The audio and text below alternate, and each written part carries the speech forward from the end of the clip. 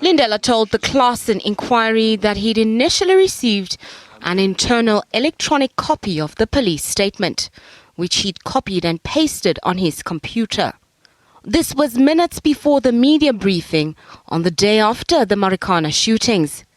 He testified that Phiyega allegedly gave him an instruction not to differentiate between scene 1 and scene 2, not to mention that there were 2 scenes, that 16 people died at scene 1 and that 17 people died at scene 2.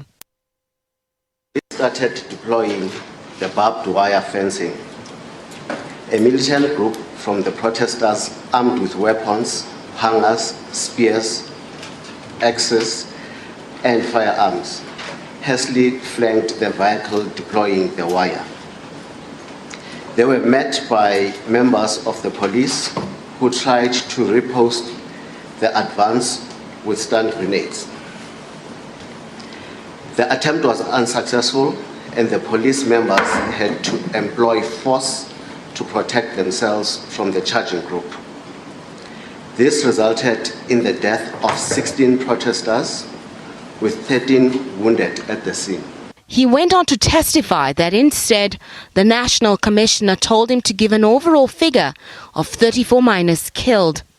The statement was also allegedly modified to read that there was a systematic withdrawal of police on the scene, even though this was not the case. At the time, the suspended police commissioner was attempting to show that police withdrew their force when they realized that they'd killed so many people. Mashego's testimony is in direct conflict with Phiyega's submission at the Farlam Commission. Captain Monabisi Ntlati testified before Mashego. He told the board that the instructions to disarm and disperse the striking miners came from the national management. The defense didn't see a need to cross-examine him. The inquiry continues. General Phiyega testified at the Farlam Commission that Mashego and Captain Dennis Adriel drafted the original internal Marikana statement.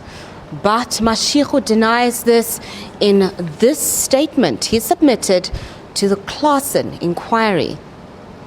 Nozintombi Mia, SABC News, Centurion.